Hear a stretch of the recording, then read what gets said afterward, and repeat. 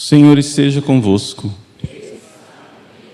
Proclamação do Evangelho de Jesus Cristo segundo Marcos.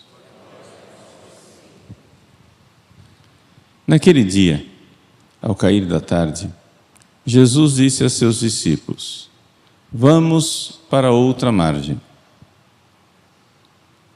Eles despediram a multidão e levaram Jesus consigo assim como estava, na barca. Havia ainda outras barcas com ele. Começou a soprar uma ventania muito forte e as ondas se levantaram dentro da barca, de modo que a barca já começava a se encher. Jesus estava na parte de trás, dormindo sobre um travesseiro. Os discípulos o acordaram e disseram: Mestre, estamos perecendo, e tu não te importas? Ele se levantou e ordenou ao vento e ao mar: Silêncio, cala-te. O vento cessou e houve uma grande calmaria. E então Jesus perguntou aos discípulos: Por que sois tão medrosos? Ainda não tendes fé? Eles sentiram um grande medo e diziam uns aos outros: Quem é esse, a quem até o vento e o mar obedecem? Palavra da salvação.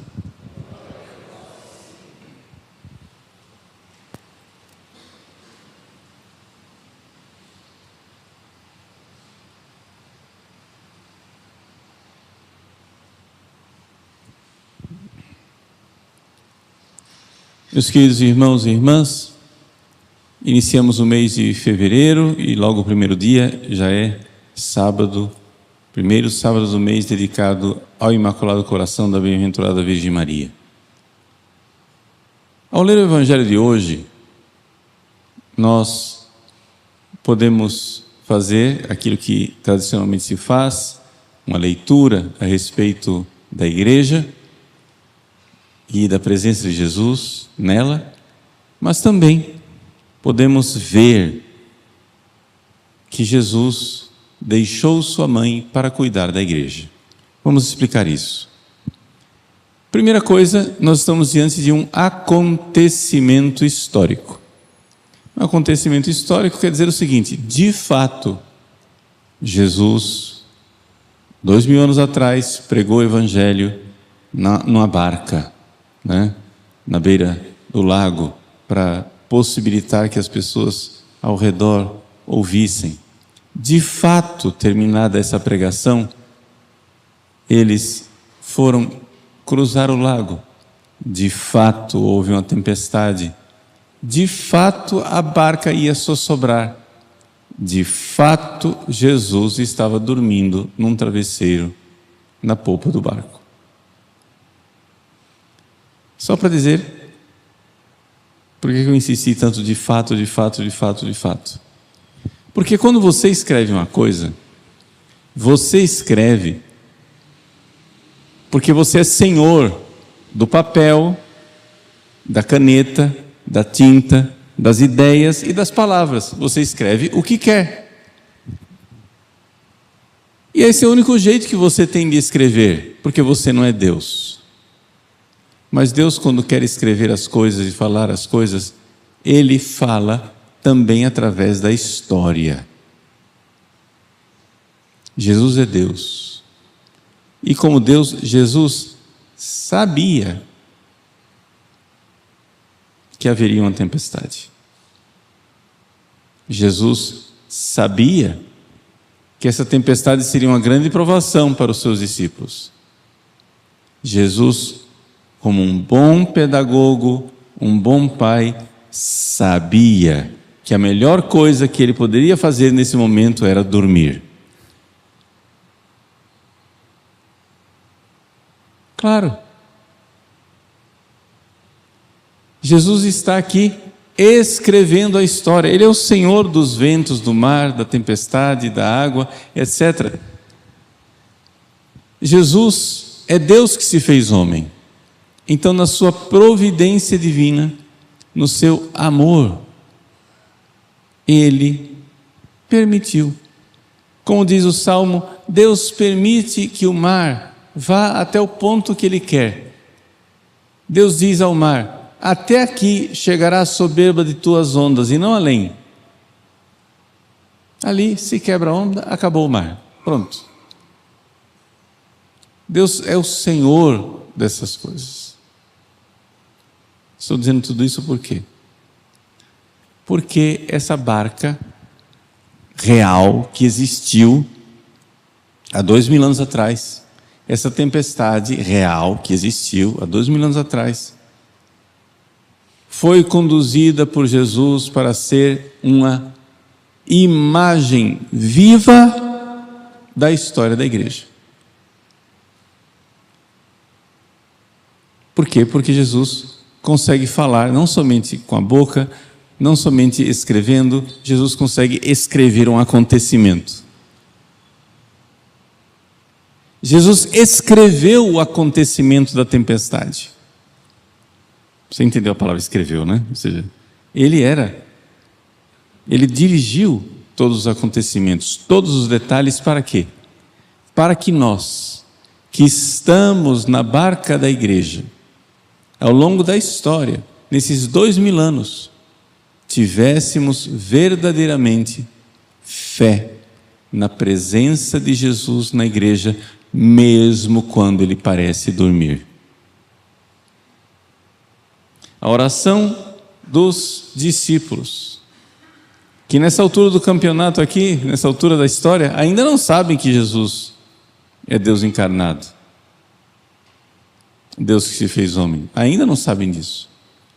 Ainda não sabem sequer com certeza que ele seja o Messias, já estão suspeitando. Ainda não houve, né, a profissão de fé de São Pedro: tu és o Messias, o Filho de Deus vivo. Isso não aconteceu ainda. Eles olham para Jesus e o chamam de Mestre.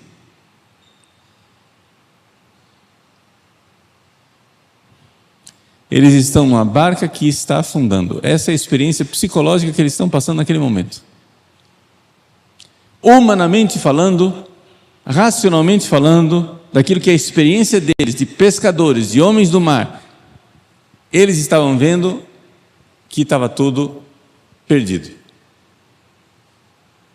E no momento em que está tudo perdido, ou seja, no momento em que o barco está afundando, está entrando água dentro do barco, nós não temos como segurar esse negócio, Jesus dorme placidamente num travesseiro. A oração deles é a oração mais sincera que eles podiam fazer nesse momento. Mestre, não te importas que pereçamos? Ou seja, Jesus, nós vamos morrer, você não está nem aí? E você vai morrer junto também, tá?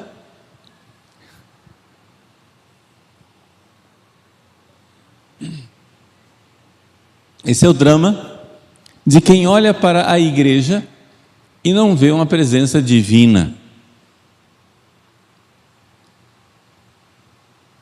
Racionalmente falando, humanamente falando, a igreja católica tem tudo para que ela já tivesse acabado há séculos atrás. Há muitos séculos. Esse barco já devia ter afundado. Não é? Existe uma piadinha que circula, e aí quem são os personagens da piada muda, porque a gente não sabe essas coisas que, né? Se foi fato histórico, se não foi. A piada é a seguinte: que Napoleão pretendia acabar com a igreja católica, e então um bispo placidamente olhou para ele e disse: imperador, o senhor não vai conseguir isso, nem nós padres conseguimos. Nem os padres conseguiram acabar com a igreja, o senhor acha que isso vai acabar? É uma piada, mas para dizer o quê? Vejam, a igreja, enquanto fenômeno humano, ela teria tudo para não ter sobrevivido às intempéries pelas quais passou e pelas quais está passando. Ou seja, nós, ao olharmos para a igreja, o que vemos é uma barca afundando. E mesmo que racionalmente, humanamente, logicamente, nós vejamos isso, nós somos chamados a ter fé na presença divina dentro da igreja.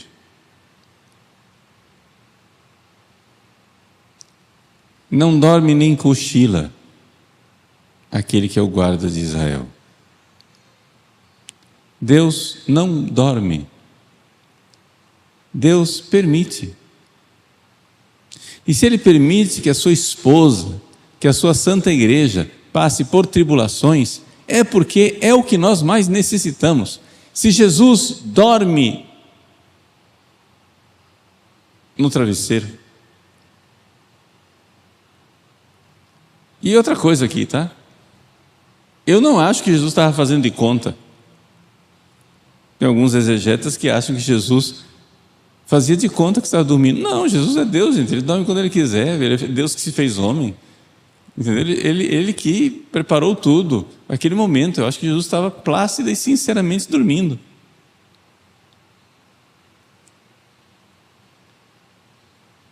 E Ele quer dormir. Porque Ele quer que nós confiemos na presença dEle, mesmo quando Ele parece dormir.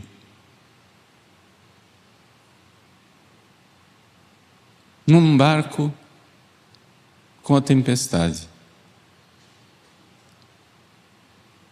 Santa Teresinha do Menino Jesus, quando ela tinha 14 para 15 anos de idade, e ela queria entrar no Carmelo e estava dando tudo errado, ela falou com o superior do Carmelo, não funcionou, falou com o bispo, não funcionou, foi em peregrinação a Roma, falou com o Papa, não funcionou. Quando finalmente disseram não aos seus desejos, as irmãs do Carmelo entregaram para ela um barquinho, onde na vela do barco estava escrito: durmo, mas o meu coração vela, ou seja, o meu coração está em vigília. E o menino Jesus deitado com a bolinha na mão, dormindo. E o nome do barco? Abandono. Essa deveria ser a nossa reação. Abandonar-nos nos braços de Jesus no meio das tempestades, das angústias. Nós precisamos nos abandonar. Padre, vai dar tudo errado. Pois é, Ele sabe disso. Vejam, não se trata de nós lavarmos as mãos e dizermos: tá bom, não tenho nada a ver com isso, então ficar de braços cruzados, eu não preciso fazer nada pela igreja. Claro que nós devemos lutar pelo bem da igreja. Claro que nós devemos lutar pela salvação das almas. Claro que nós devemos lutar para que a igreja cada vez mais cresça, prospere e triunfe. Mas, se apesar de nossos esforços e de nossa confiança na graça divina, nós virmos que as coisas não estão indo para frente, meus irmãos, é a prática do abandono, a vontade divina. Deus é o Senhor da história. Este é o dia que o Senhor fez para nós, não somente dias de triunfo, também dias de provação, não somente dias em que tudo dá certo, mas também aquele dia em que deu mal. Ele é bom, Ele cuida de nós, cada mínimo detalhe. Para nós que estamos em estado de graça, essas coisas todas são realidades que irão redundar num bem maior. Omnia in bonum. Tudo torna-se favorável, né, para aquele que ama a Deus. E para os maus, tudo isso também é castigo. Então acontecem essas duas coisas. Para os bons, tudo redundará em coisas boas, para os maus, será o castigo. Jesus está na igreja, é Ele quem guia esse momento que nós vivemos. É Jesus quem está na igreja, vivo, ressuscitado, ativo, mesmo que ele tenha decidido não agir. Está dormindo, ele não quer agir, porque ele quer exatamente que as ondas invadam a barca, mas chegará um momento em que ele dirá: basta.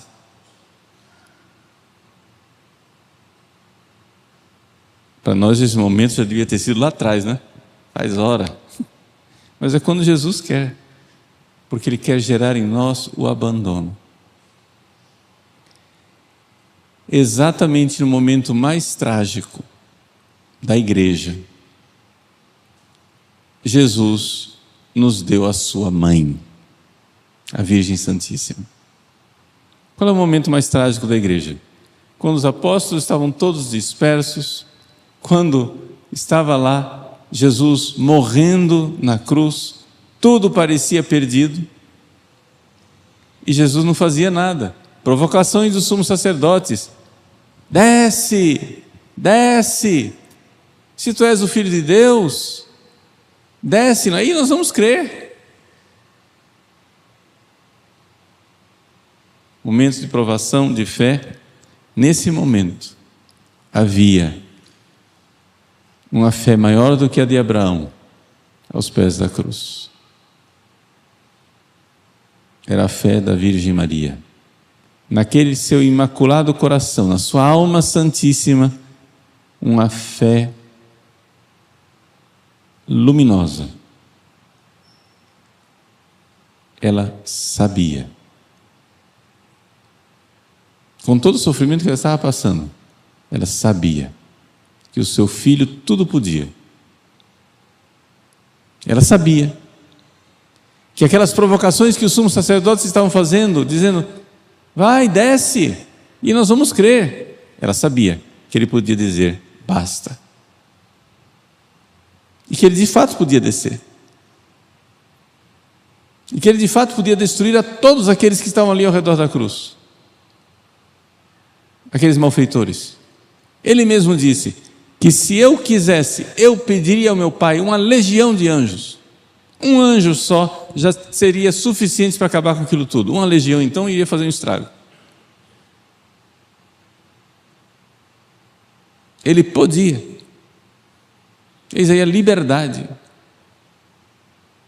Assim como Jesus podia deter a paixão, ele era livre para isso, mas não quis, porque na providência divina aquilo era salvífico. Assim como Jesus podia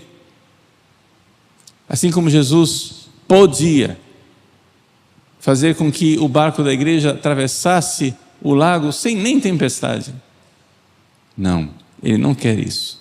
Ele quer permitir as tempestades para o nosso bem.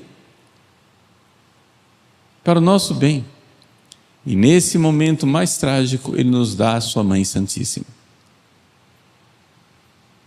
Se você quer aprender na escola do abandono, se você quer aprender a se entregar completamente à providência misericordiosíssima de Deus, no meio das tempestades, no meio das agruras, Maria.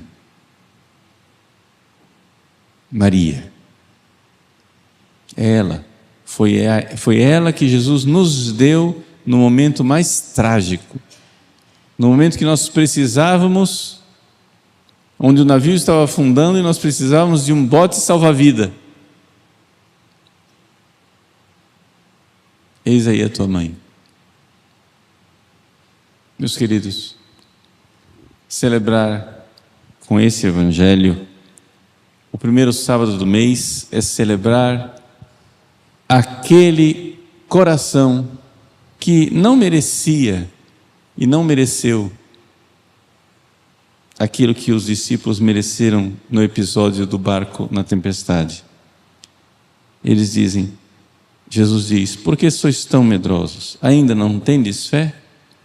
Maria, aos pés da cruz, não recebeu essa reprimenda. Por quê? Porque ela tinha fé. Uma fé luminosa, a maior fé que já existiu. Jesus, que era Deus, não tinha fé. Maria é, de todos os seres humanos que passaram na história, o ser humano que mais teve fé. É a pessoa humana com fé. Maria é mais do que Abraão.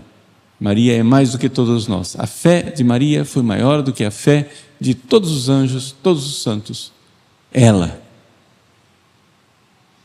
É ela. Peça a ela essa fé. Mãe, vós estáis no céu, não precisais mais de fé. Vós vedes Deus face a face.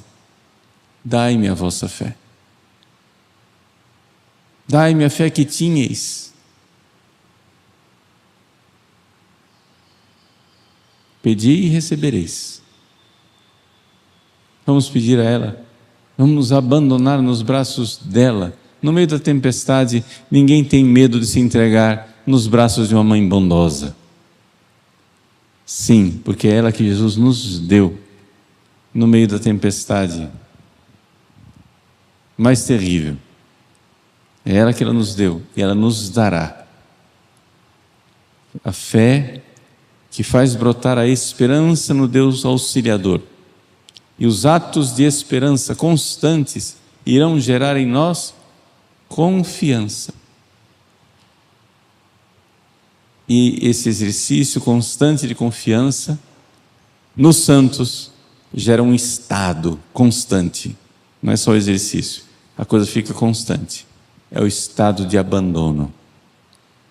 Abandonar-nos à divina, misericordiosa e bondosa providência divina. É um abandono bem ativo, porque nós podemos fazer muitas coisas, mas é um abandono onde nós sabemos que Deus pode parecer dormir, mas o seu coração está em vigília.